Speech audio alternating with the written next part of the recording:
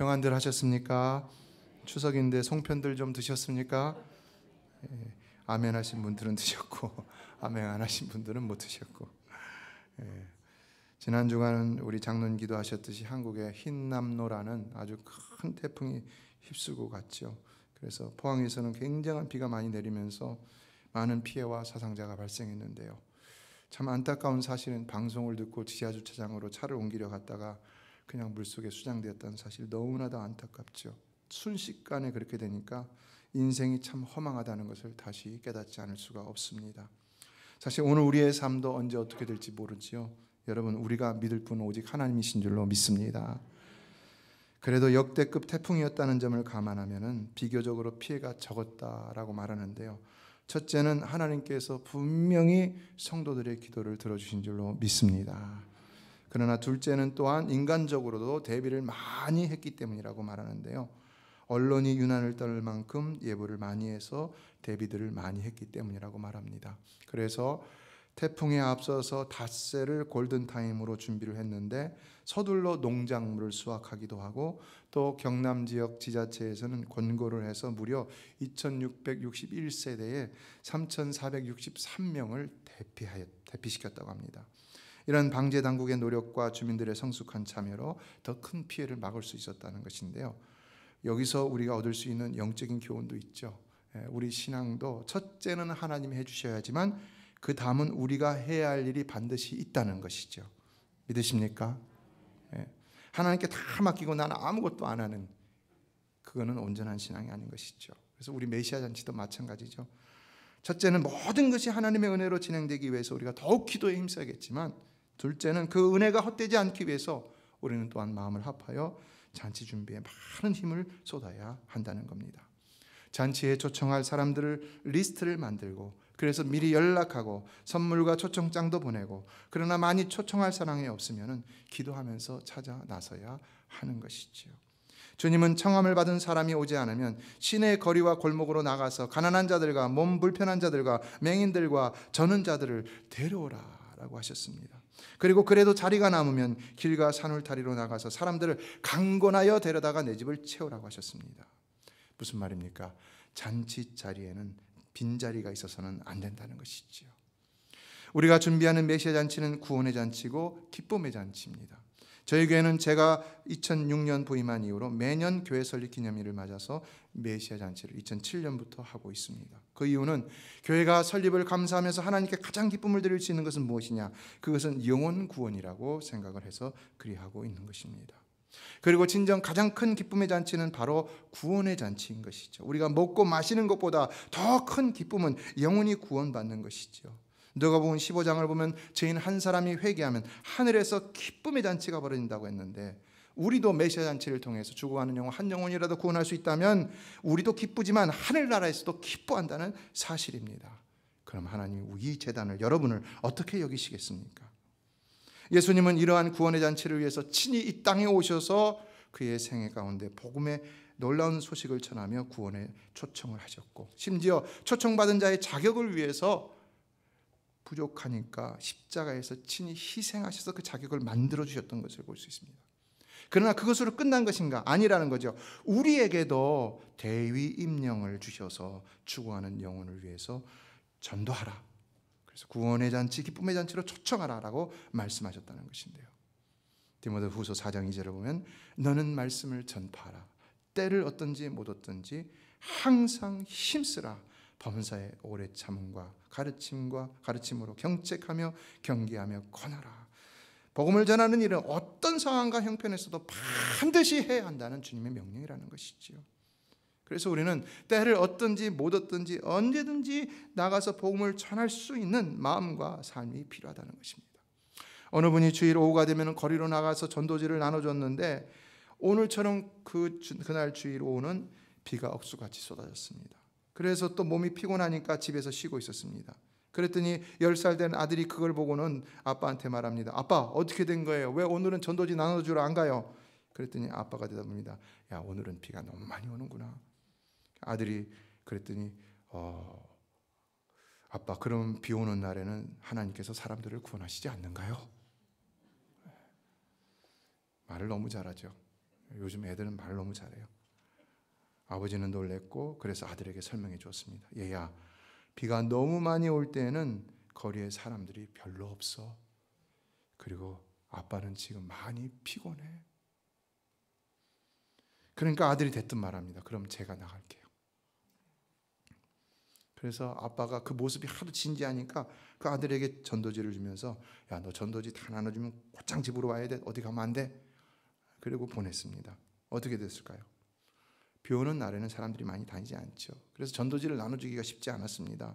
그런데도 포기하지 않고 계속 전도지를 나눠줬는데 한 장을 나눠주는데도 많은 시간이 걸리고 그래서 오랜 시간 끝에 이제는 한 장이 남았는데 어떻게 할까? 근데 사람들이 오질 않습니다. 날이 좀 어두워지고 그래서 버릴까 했는데 그러지 못하고 그 한 장도 아깝다는 생각에 가까운 집에 가서 문을 두드립니다.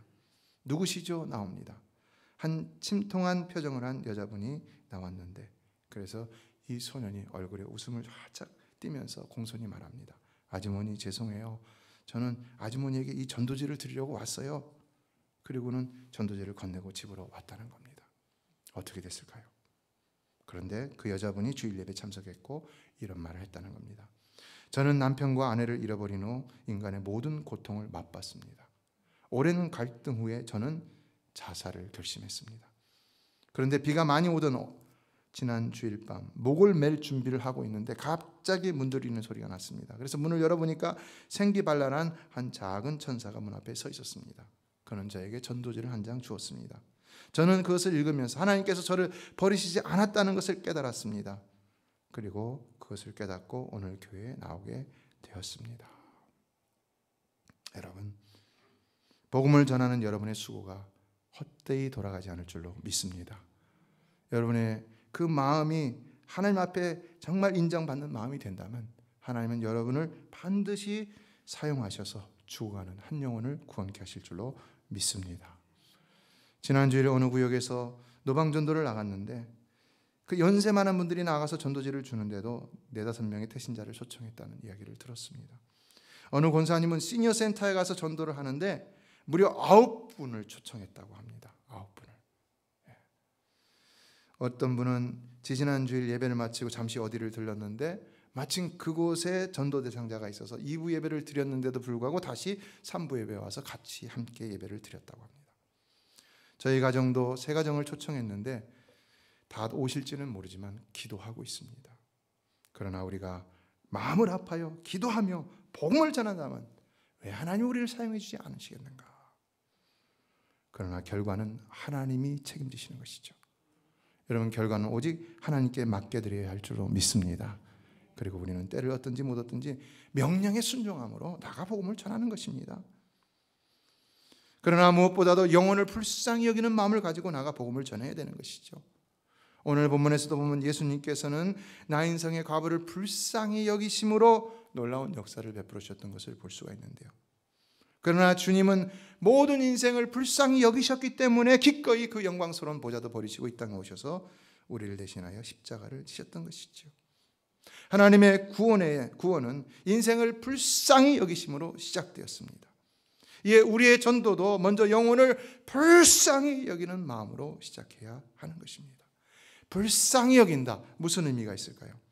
여기서 불쌍히 여기사라는 말은 특별한 의미를 지니고 있는데 헬라어를 보면 그 의미가 창작까지 뒤틀려지는 것이라는 의미가 있기 때문입니다. 창작까지 뒤틀려진다. 어떻게 하면 그럴 수 있을까요? 이거는 정말로 감정이 복받치고 지나쳐서 육신에까지 영향을 미칠 때 아주 희박하게 일어날 수 있는 일인 것이죠. 그러니까 우리 주님이 얼마나 이 나인성과 과부를 굉장히 깊이 사랑하며 연민하셨다는 것을 알 수 있는 것입니까? 복음서에 나타난 예수님이 죽은 자를 살리신 경우는 모두 몇 번입니까? 3번이죠. 첫째는 마태복음 9장 23절로 26절에 나오는 회당장 야이로의 딸을 살리셨죠. 둘째는 요한복음 11장에 나오는 죽은 나사로를 살리셨고 오늘 본문이 3번째입니다. 그러나 첫 번째와 두 번째 경우는 오늘 본문에서와 같이 예수님이 불쌍히 여기셨다는 말이 없는데 그렇다면 왜 오늘 본문에서만 유독 그런 표현이 있는 것일까요?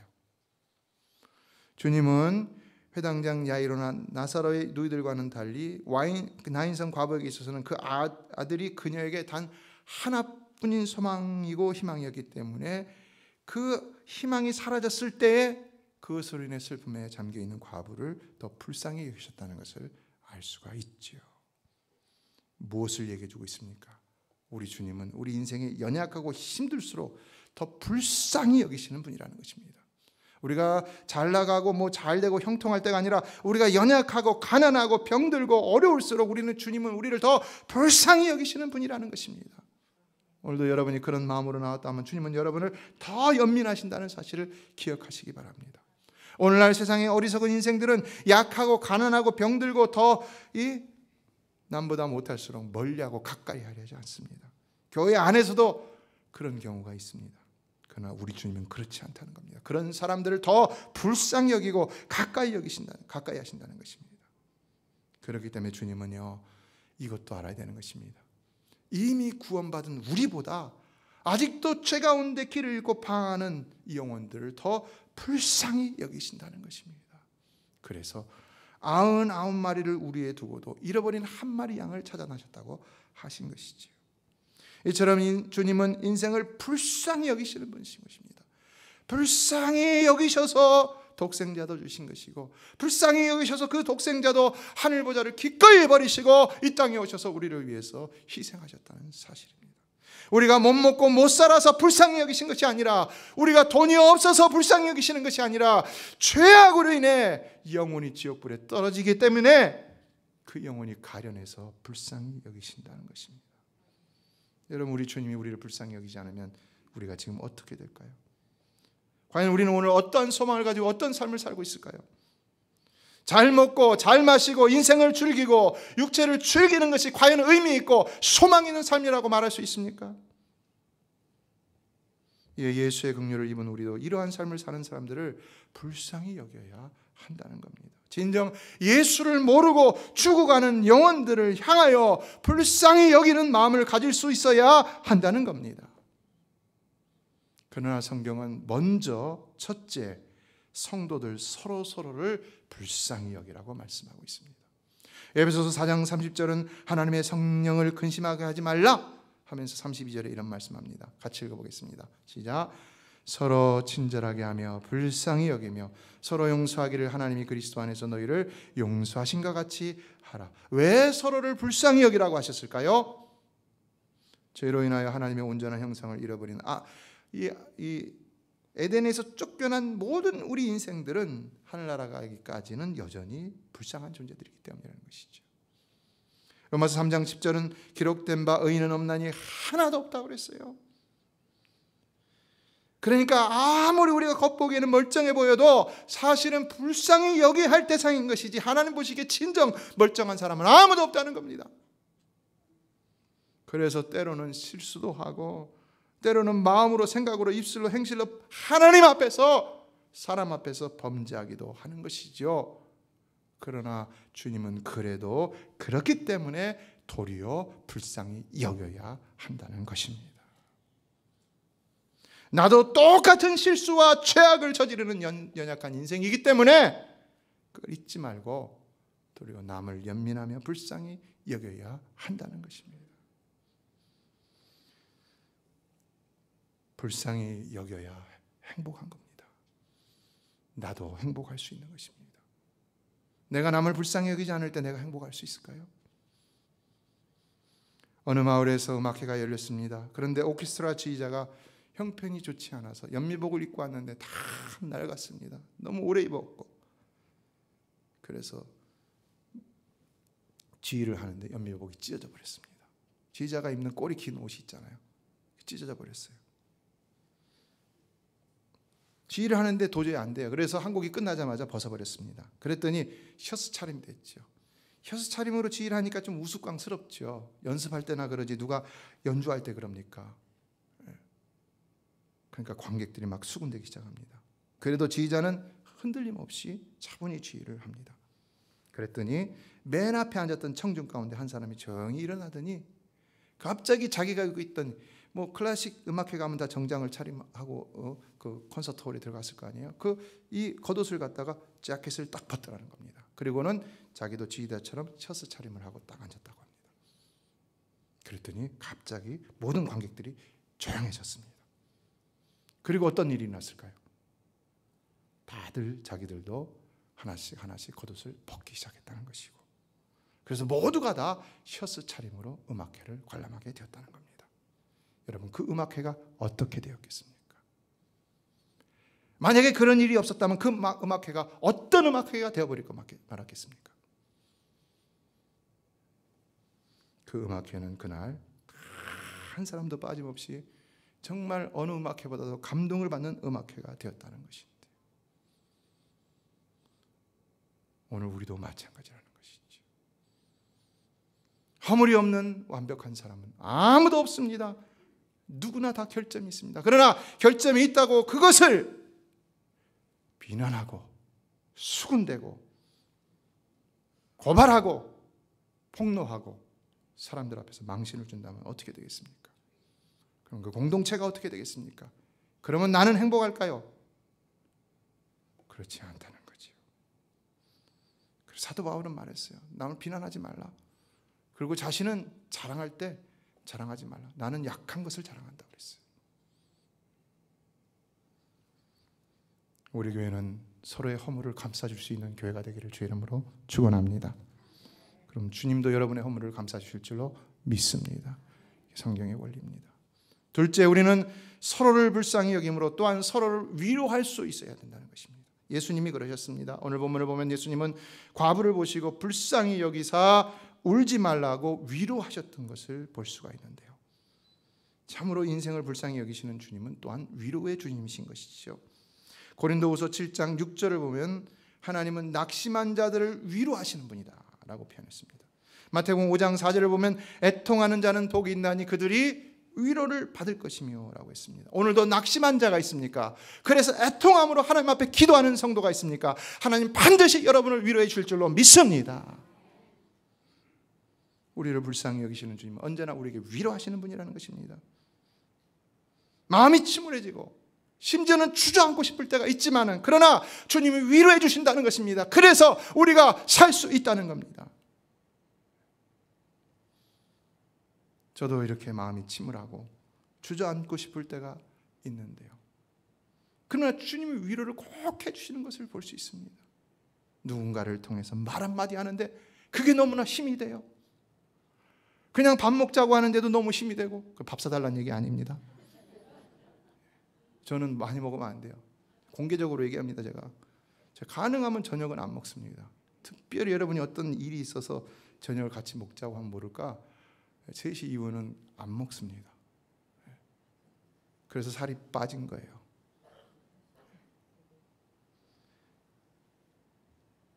자녀에게서 좋은 소식이 오고 예기치 않았던 다른 곳에서 좋은 소식이 오고 그때 저 깨닫습니다. 아, 이게 하나님의 위로구나. 하나님의 위로구나. 여러분, 하나님은 항상 여러분을 위로해 주시는 줄로 믿습니다. 하나님은 그 사랑하는 자를 항상 위로하시는 줄로 믿습니다. 그 위로가 넘치는 여러분의 삶이 되시길 주의 이름으로 축원합니다.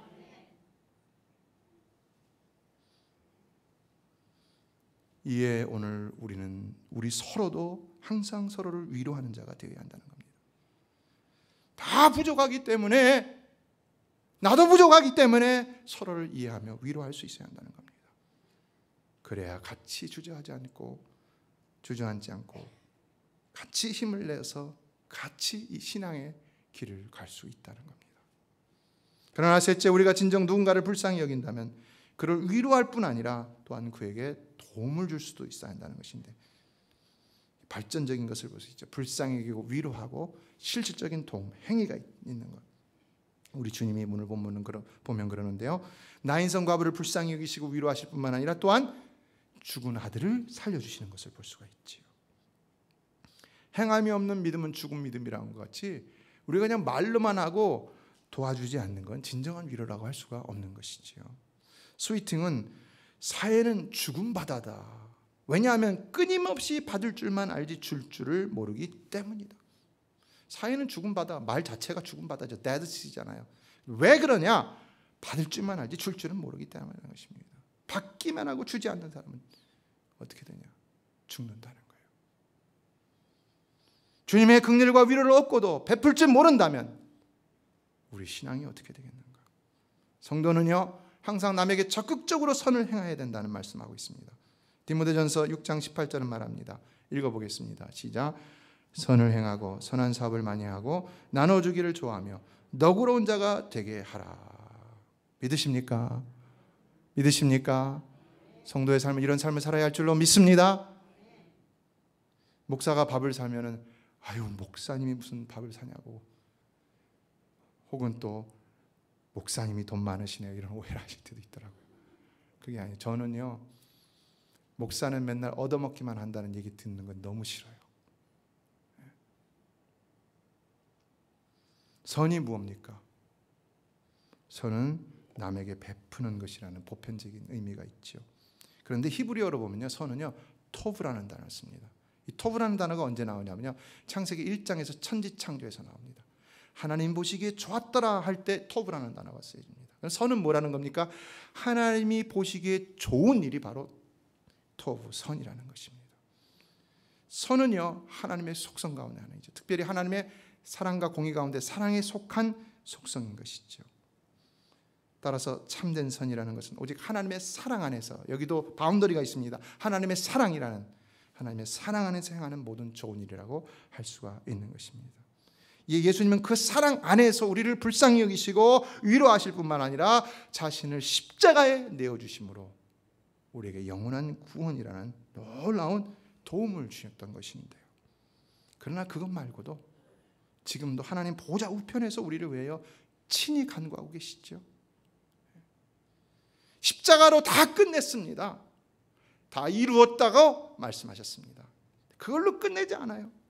지금도 쉬지 않고 우리를 위해서 친히 하나님 보좌 우편에서 간구하고 있다는 겁니다. 여러분 한 분 한 분을 위해서 친히 기도하고 계시다는 것입니다. 믿으십니까? 기억하시기 바랍니다. 오늘도 주님이 나를 위해서 기도하신다. 내가 기도하지 못하고 그 은혜를 망각하고 죄악된 길로 행할 때는 성령께서 말할 수 없는 탄식으로 나를 위해서 기도하고 계신다. 주여, 저 영혼이 그리 되지 말게 하여 주시옵소서.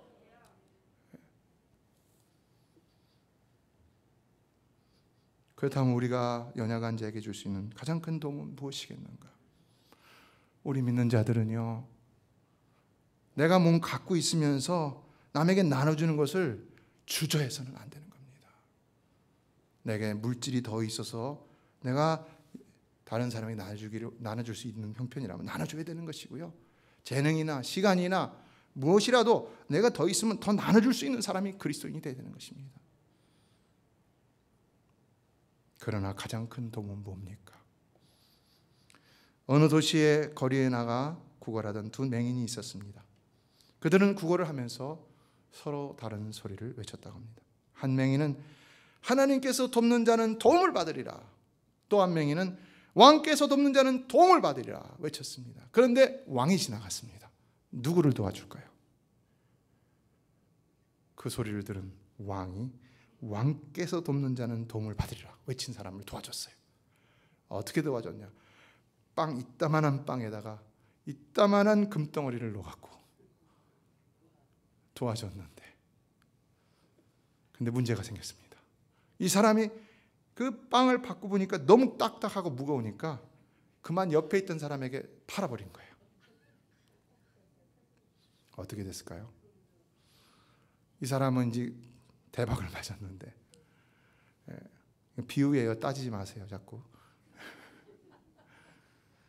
그러면 다시 돌려야 되지 않냐, 뭐 이런 얘기 하지 마세요. 비유예요. 그냥 잘 들으세요.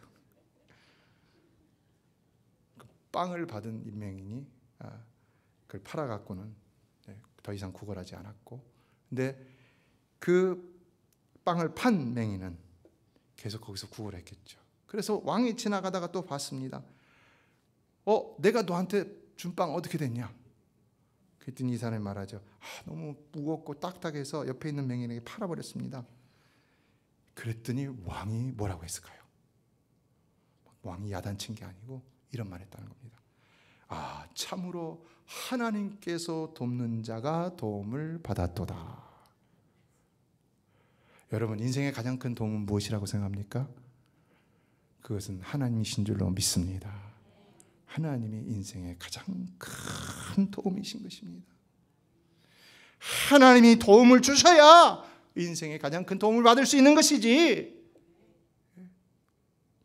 시편 121편 1절은 말했죠. 내가 산을 향하여 눈을 들리라 나의 도움이 어디서 올까? 2절은 뭐라고 말합니까? 나의 도움은 천지를 지으신 여호와에게서로다. 이게요 엔티폰입니다. 교창입니다. 서로 주고받는 노래입니다. 1절을 말하면 한 그룹 1절 말하면 또 한 그룹 이걸 대답하는 거예요. 시편 46편 1편은 1절은 하나님은 우리의 피난처시여 힘이시니 환난 중에 만날 큰 도움이시라. 어떤 상황과 형편에서도 우리 연약한 인생들에게 가장 크고 확실한 도움은 진정 하나님밖에는 없다는 사실입니다. 믿으시기 바랍니다. 그러므로 우리가 연약한 인생들에게 해줄 수 있는 가장 큰 도움은 뭐냐? 반드시 해줘야 될 도움은 뭐냐? 그를 하나님께로 인도하는 일이라는 것입니다. 하나님을 모르는 인생이 가장 불쌍한 인생입니다.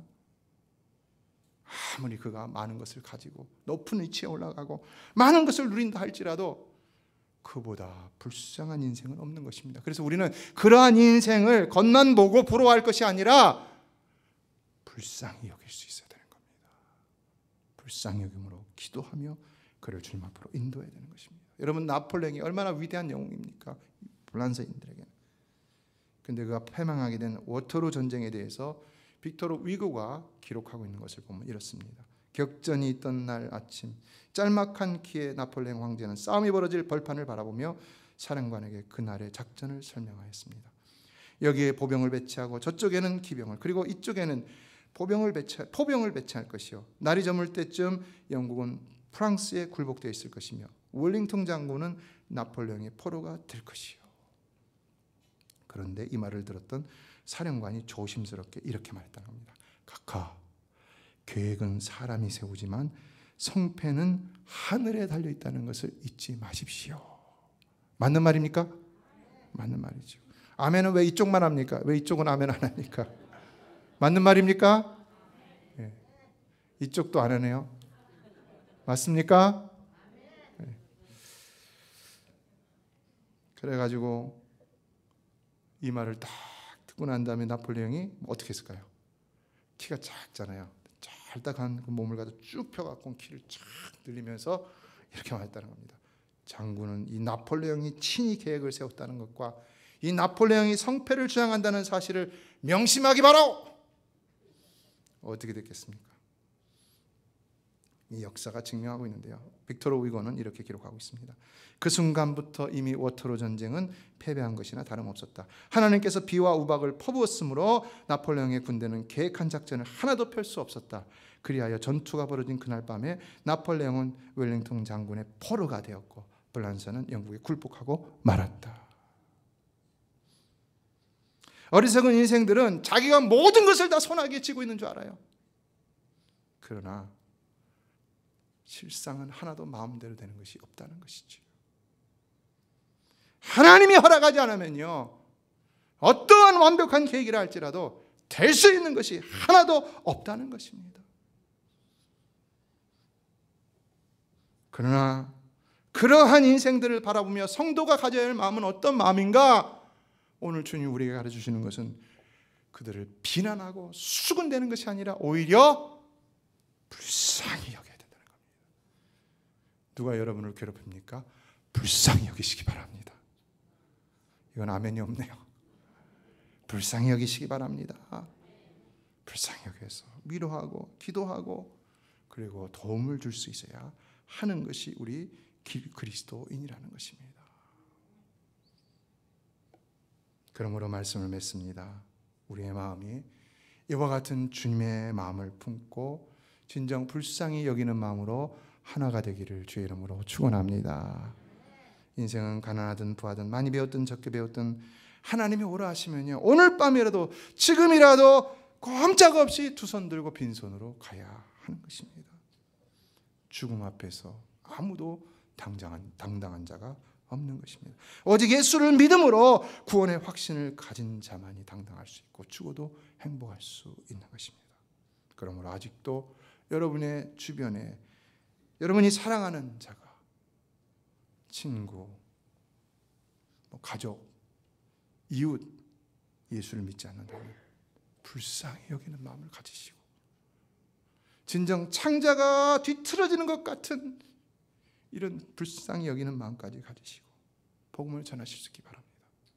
바울은 로마서 9장 2절에서 말하죠. 나의 형제고 고륙의 친척을 위하여 내 자신이 저주를 받아 그리스도에게서 끊어질지라도 그들이 구원받는 것이 내가 원하는 바로다.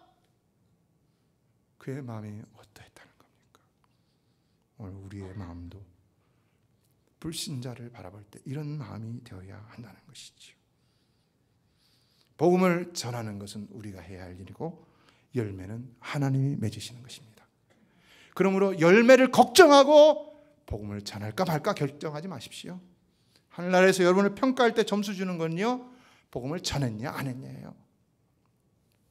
그러므로 열매에 급급하지 마시고 가라는 명령에 순종하는 여러분 되시기를 주의 이름으로 축원합니다.